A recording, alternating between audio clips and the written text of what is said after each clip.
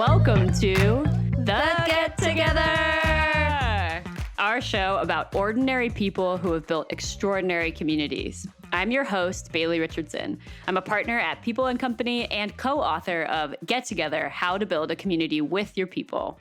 And I'm Mia Quagliarello, Get Together correspondent and the head of curation and community at Flipboard and the digital community manager for Burning Man Project.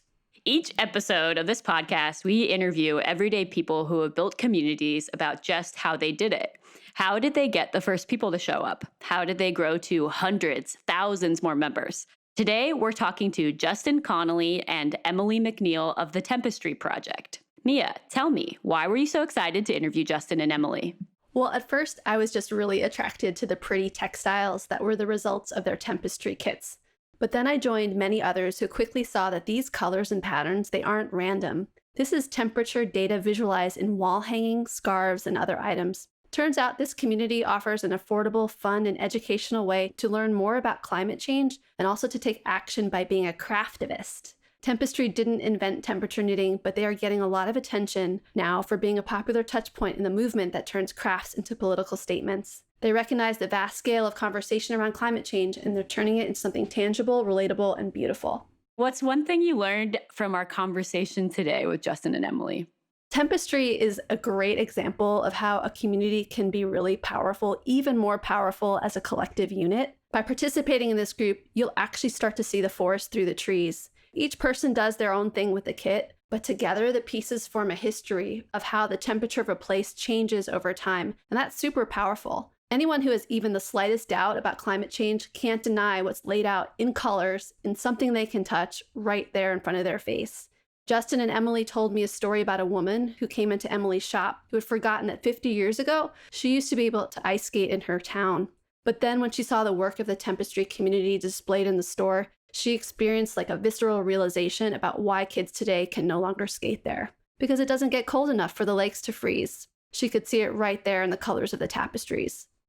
So it's so great to be talking to the folks behind the Tempestry project. Hi, how are you guys doing? We're good. How are you? Good, thank you. So can you tell me a little bit about who you are and what motivated you to start the Tempestry project? So we started back in early 2017, and it sort of revolved around the inauguration, the presidential inauguration at the time, and we were really concerned about all these stories we'd been reading about environmental data being threatened by the new administration, concerns that information would be removed from online data sources, from NOAA, from other government websites. And we'd read about hackers who were actually downloading a lot of this information to save in case it got disappeared. And we were joking one night about other ways to save this data. I run a knit shop here in Anacortes, and we were talking about old tapestries and how they were made to tell stories and record data for centuries and centuries. So we kind of joked about that, and then we thought we would really do it. And so it sort of started out of that, and then I got some knitters involved to help us start knitting samples. We had to come up with colors and with temperature ranges, and that was sort of the beginning. It took a couple months to do that.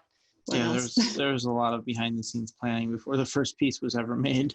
How did you come up with the colors and how does it work? What's the end-to-end way that you can be part of a Tempestry project? Well, so initially when we came up with the idea and started laying out the colors, we're trying to select, we don't want cost to be a barrier to entry to people. We want everybody who wants to be able to participate. So we chose really inexpensive yarn from a supplier that we thought was pretty consistent in their colorways. They'd keep the same color for years at a time. That has since proven not the case, but at first we were pretty confident with them. And so we picked, and plus they had a lot of colors in this one particular yarn. So they had 100 colors or something in that. Yeah, there are tons of yarn companies out there, but we needed one that had enough colors to do a full sort of color temperature spectrum.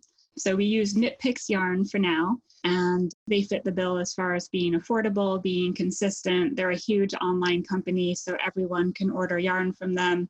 And our original idea was that we would just sort of come up with a plan, and then everyone would buy their own yarn, get their own data. Sort of, we wanted to just do a big do-it-yourself project so that everyone could do it on their own. And we wrote guidelines for gathering data and step-by-step instructions for how to download it. And I created spreadsheets to help process it that you could just copy and paste the data into, and then it would collate all the colors and temperatures that you would need. And that's actually still information that's online for free through our website. But we finally came up with a color spectrum. And it was funny, we live up in Northwest Washington, as you know, and our temperatures are very mild here, possibly even more so than down in California, San Francisco, I'm not sure. But our original spectrum only went from 0 degrees to 100 degrees. And then we realized that that really limited other parts of the world. And so we ended up extending it from negative 30 degrees and colder to 120 degrees and warmer, so that we could do Alaska and Antarctica and Death Valley, the Middle East. We've done pieces for Baghdad. So we put all that information online and just sort of thought people would do it on their own and would post pictures of it on their own Facebook and Instagram feeds and that sort of thing. And then when we got some of our knitters here in our town involved, they only wanted to knit and didn't want to do all the background work. They didn't want to get their own data or buy their own yarn, and basically said, can you make a kit for us? And we decided we could probably do that. And so started making these kits for people, as well as still having all of the do-it-yourself information as well. And it kind of took off from there. Yeah. And how does I'm curious about how the gradations work. So you just mentioned like a huge range of temperatures. Is there a color matched per temperature? Like how did you sort of scale that? Yeah, so we use the original Tempestries use daily high temperatures, and it's a 5-degree range per color. So any given color will have a 5-degree, like 56 to 60 degree will be its, any temperatures in there will get that color range. And black is our coldest color. So anything colder than negative 30 degrees is black. And then it goes into darker purples, and then into blues, and then into greens, and then yellows, oranges, and then reds, and ends with a really dark burgundy, which is 120 degrees and hotter. So it's sort of an intuitive, people look at these pieces and sort of get right away that the cooler colors are the cooler temperatures, and the darker the red, the hotter that day. I'd love to hear about like the first time that you created one of these scarves. Like, were you surprised at how pretty it was? Like, what were some of We were. Yeah. I remember casting off that first one, and we just kind of stared at it and were amazed at how beautiful and how immediately recognizable it is. As soon as you understand that it's climate, it totally makes sense. It starts in January at the bottom with the cooler colors, goes into the middle of the year for the warmer colors, and then cools down again. And it's just kind of this immediate visceral recognition. And we've gotten that from a lot of people. Even before they know what it is, they're beautiful pieces. And then as soon as they know what it represents, they just immediately understand it's seasonal, it's temperature, it's changing all the time. So that first one was really sort of a beautiful experience. And then once you get a collection of them for one place, going back historically, it's just this really beautiful representation of changing temperatures for one place, each piece being a year. Yeah, I was going to ask about that, like how over time have the scarves gotten a lot redder? In certain places, much more than others, and not necessarily each newer year being more red than older years. But once you get a collection, you really can start to see when you compare the more recent, 10 or 15 of them to older years. And often what you see isn't so much the high temperatures in the middle of the summer getting warmer, but you will see like a longer spring, like there's just less winter, like the yellows and greens of spring bleed into the winter months a lot more on both ends. And so you just have a lot longer sort of summer period. Yeah, sort of a summer spread throughout the calendar. Yeah, and winters sort of dwindle. And then like in Alaska, the high temperature, we did 1925 and 2010 and 2016, all for Barrow, Alaska, Utqiagvik, Alaska.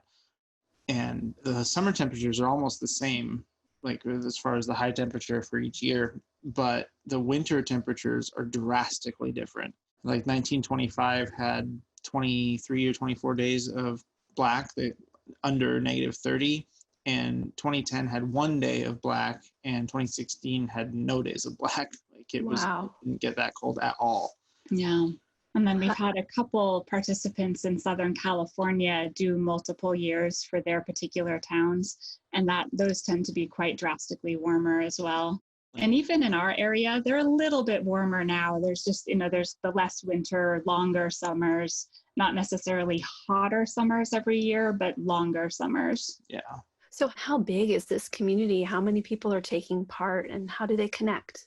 Oh gosh, we were just calculating the other day. We've sold over 2,000 kits now as of the last month or so, starting in 2017 to now. And those are just people who've bought kits. We don't really know the extent of people doing it, the do-it-yourself way. We were just looking at, we have a Facebook group that's pretty active, and we have about 1,100 people in that group. And then a Facebook page with about 2,000 followers at this point. But really the action is in the group. We post things on the Facebook page, more climate articles and some pictures of our kits and things. But the group is just wonderful. People share the projects they're doing and the history and stories behind them. And that we started relatively early on, I think in the fall of 2017. And that's just grown a lot. And I know people, we haven't met that many people in the group, but I know people in different areas have met and gotten together to work on Tempestries together. Will send us pictures and let us know. And it's just been really amazing to see these people from all over the country getting involved in the group and sharing their work.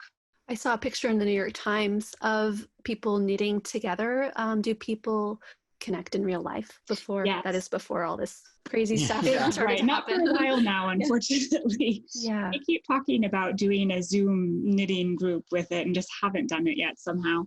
So we started having a Tempestry knit together once a month here in Anacortes with just some of our local knitters. And that was a lot of fun. That lasted about a year or so. But then they all finished their Tempestries and moved on to other things at that point. But I think other local groups have gotten together. There's a group in Philadelphia that has done a beautiful collection there, and that's on display permanently at the Schuylkill Center for Environmental Education. And they were having monthly get-togethers in the making of their collection, which goes back to the late 1800s. It's a really amazing collection. And there have been other sort of town groups, and there's actually a dorm in Philadelphia at University of Pennsylvania that's doing their own collection. So church group in Newton, Kansas is working on a collection. It's just sort of a couple all weaving over the guilds place. have been working together to do their own collections, and so definitely in person as well as online. And are they always scarves, or are people kind of doing blankets and other things? So mostly they're actually wall hangings. So they've been exhibited in a couple different museums, and there was actually a Tempestry workshop at Philadelphia Museum of Art last winter, which we were absolutely thrilled about, even though we weren't there. And that was part of the Philadelphia collection. So mostly wall hangings. I think some people do make them as scarves, and we do offer, we have two different kinds of Tempestry kits. And the ones we've been talking about are the original Tempestries, and those are mostly wall hangings. But then we have our new normal Tempestries, and we do offer a scarf size in that too, so people can wear their climate data out into the world. We know people have been doing that as well. We've also had people make blankets. One lady made a blanket for her family's her immigration date. We got data that was from JFK amazing. Airport where they came to the country. And we had one woman wove baskets of Tempestries, which was really neat. That was very cool. She did a little collection of 12 miniature baskets, each one with a month's worth of data. Why do you think people are attracted to this project? It's such a personal experience of climate.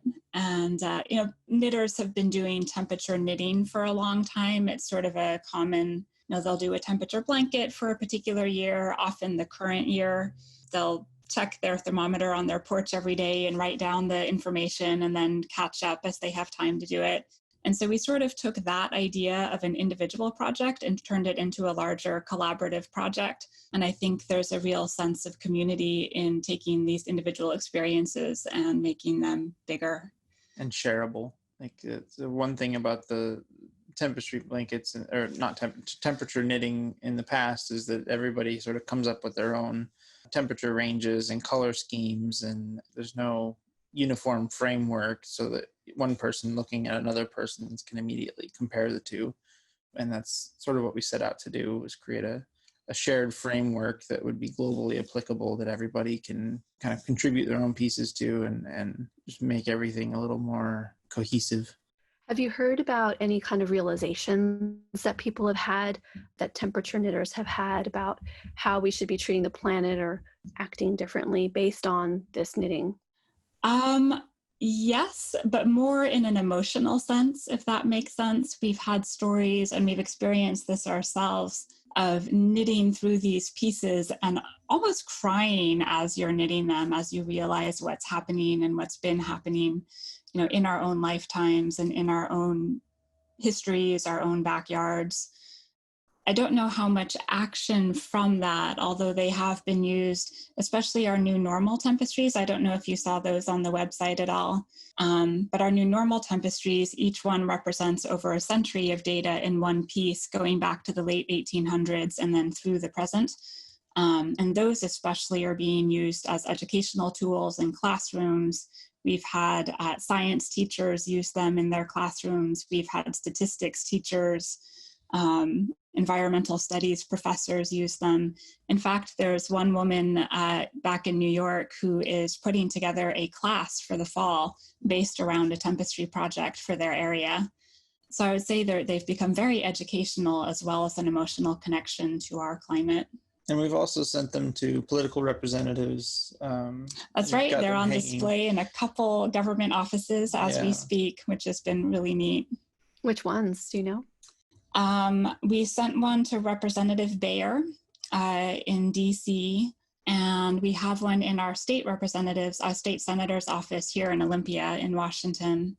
I don't remember the name of the participant who sent one to her senator from Maine, I think.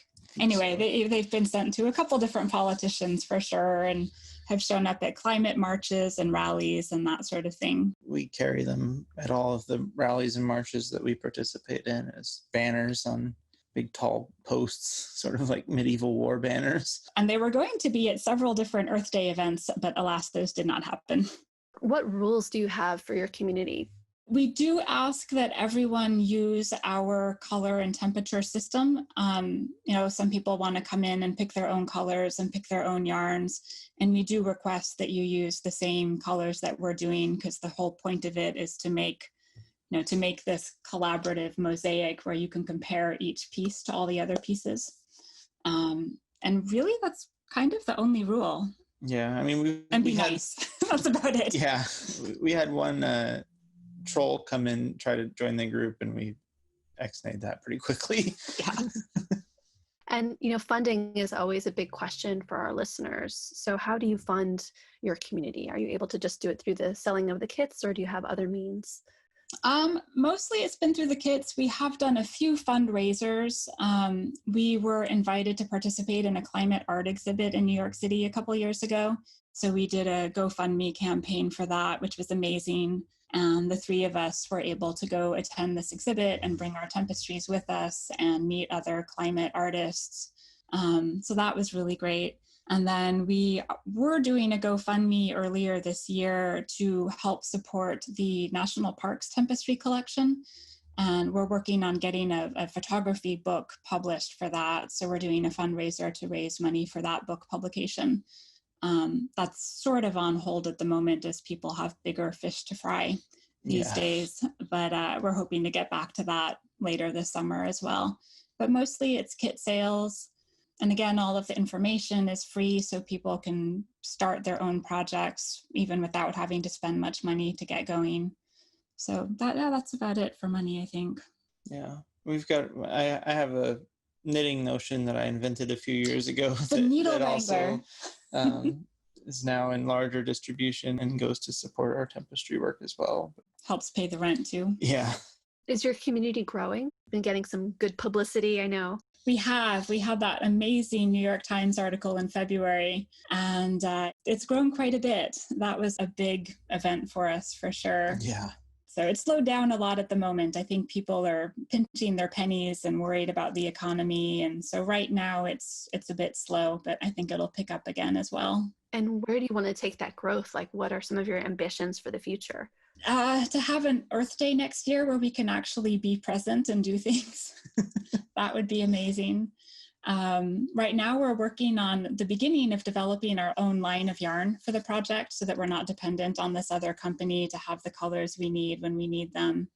So we're just in the beginning phases of that, talking with a dyeing company in Philadelphia.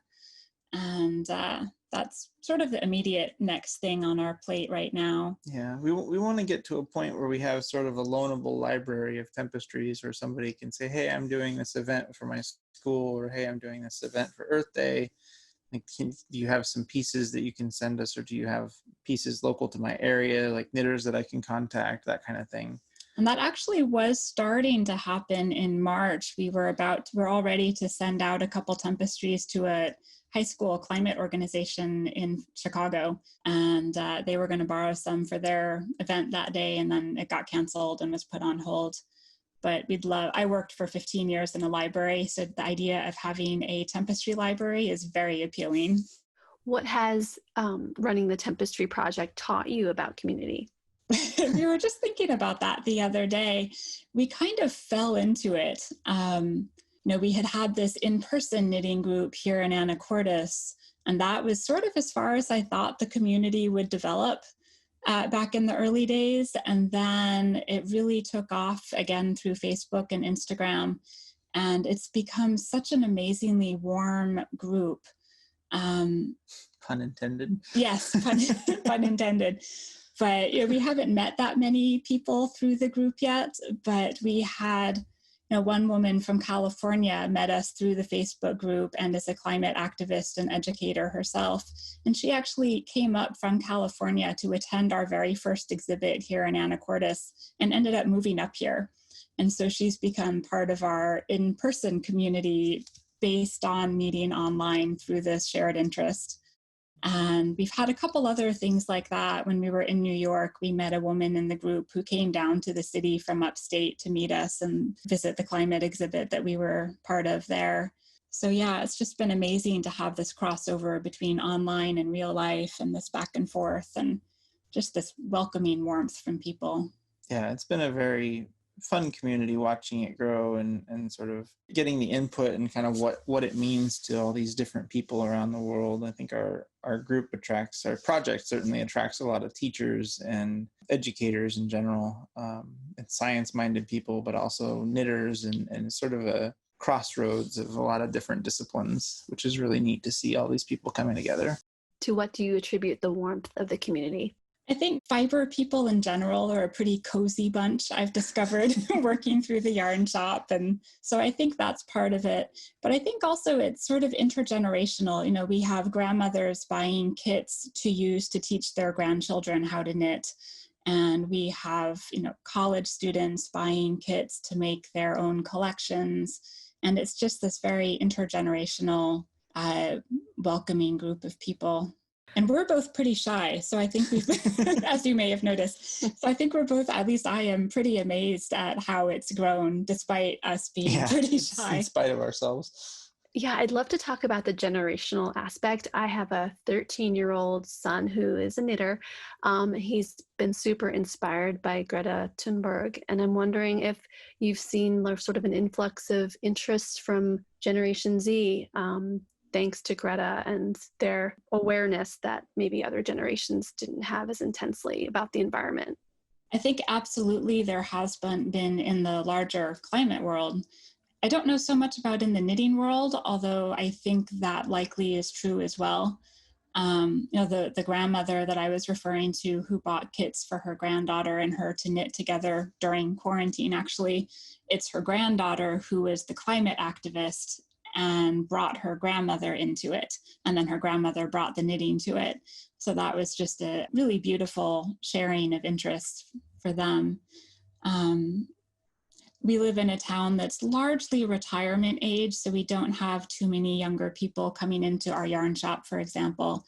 But I know that a lot of our customers are younger, in their 20s and 30s, and a few high school kids. I think not as many as I'd like as of yet, but when we were out at the Strike for Climate marches supporting our local high school students, and like last fall, which was pretty fun. And they took an interest in what they were seeing there. And then we had the student from the Chicago area high school reach out to us, and that would have been interesting to see where that went had Earth Day not been canceled this year. Right. Well, and that was interesting because I think it was his environmental science teacher who referred him to us to see if they could borrow some Tempestries for their climate exhibit. Yeah. And he just seemed delighted about it. I don't think he himself was a knitter. Yet. And there's a Boston College student who's working on an article about the project, and he's probably 22 or so, and he's a knitter. So he was really interested in doing one himself eventually. Yeah. Have you heard from any climate skeptics who started a project and maybe changed their perspective on the future? We did, and I don't remember who it was, but we have this story, and it was just such an amazing moment at our very first exhibit here in Anacortes a couple of years ago.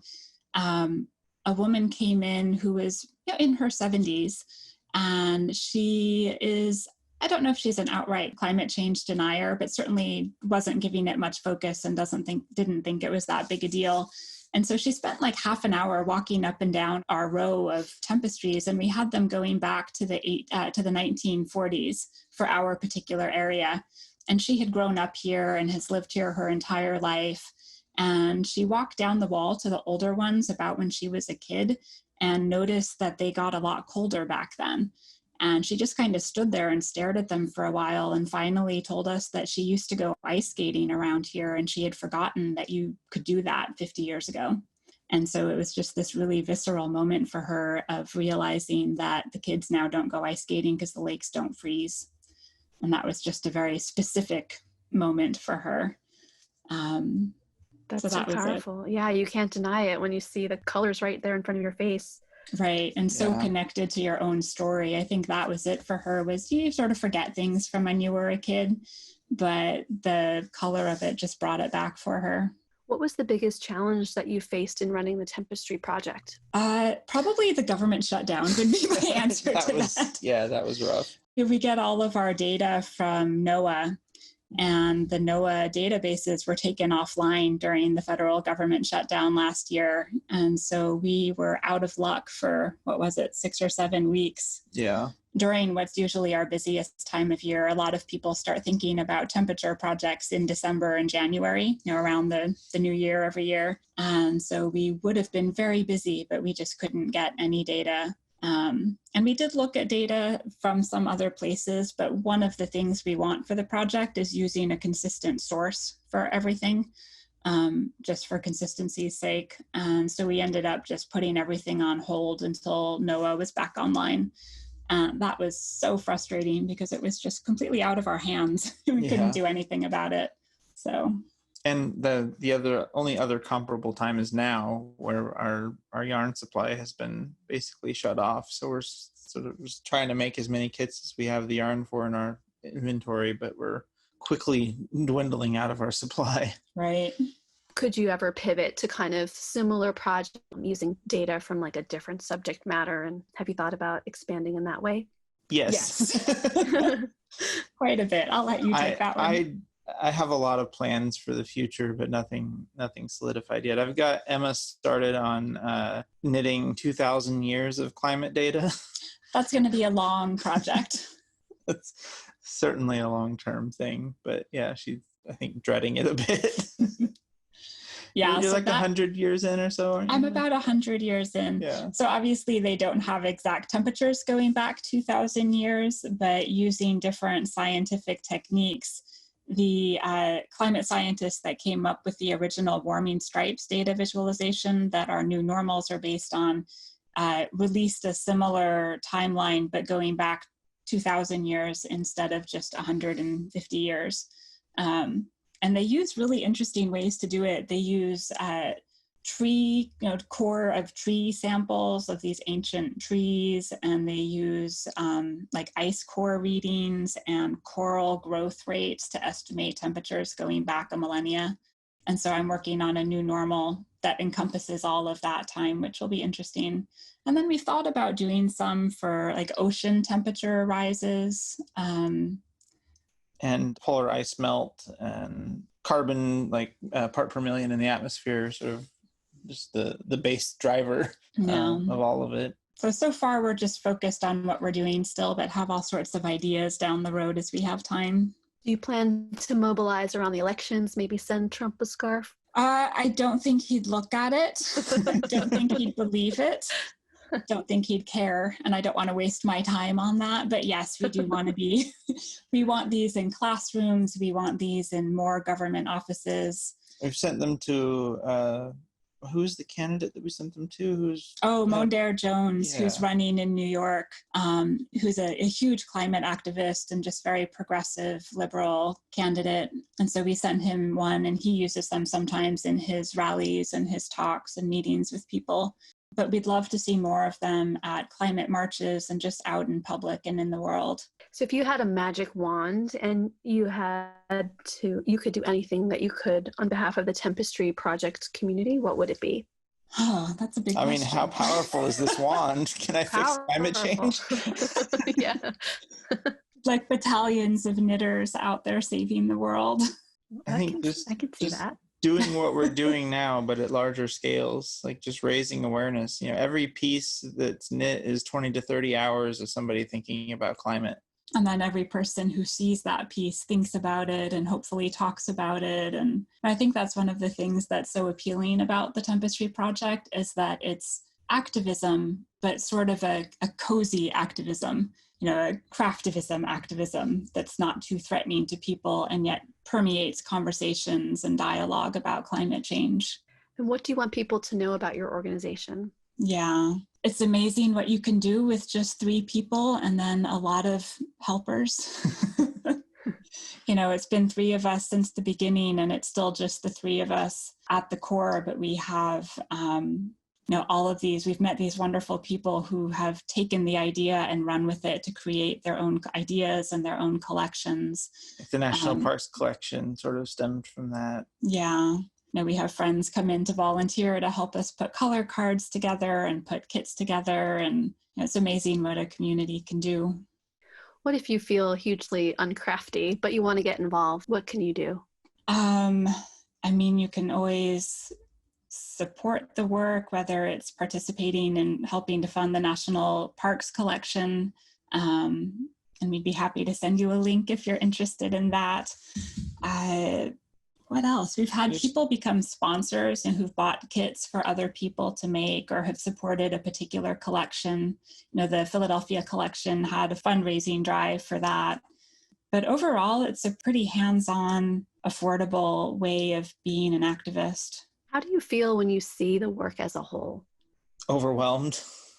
Yeah, sometimes it makes me cry. I think there's quite a bit of that around climate change activism in general. For a lot of people, there's a lot of trauma in climate change, and I think that will just continue over the coming years. And so this becomes almost a cathartic means of dealing with some of that trauma, the process of making and knitting these things day by day and year by year. I'd say it's almost therapeutic for a lot of people. I could see that. Do you feel optimistic or pessimistic about the future? Depends on the day and the hour. I would say at the moment, one of the interesting things about all of these government lockdowns and everyone staying home is that the climate is doing better right now than it has in decades, but not enough. And that's with these extreme measures in place.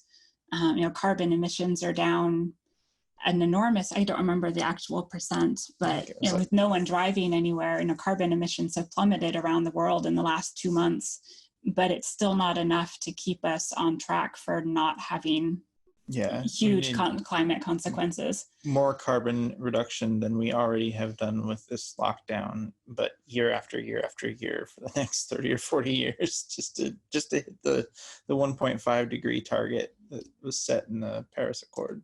So it's great that Los Angeles has less smog right now than it has had in decades, but there aren't any regulations to keep that amount in place, and it'll just get bad again once everything opens up. So I'd say it's beautiful right now, but it's still pretty grim.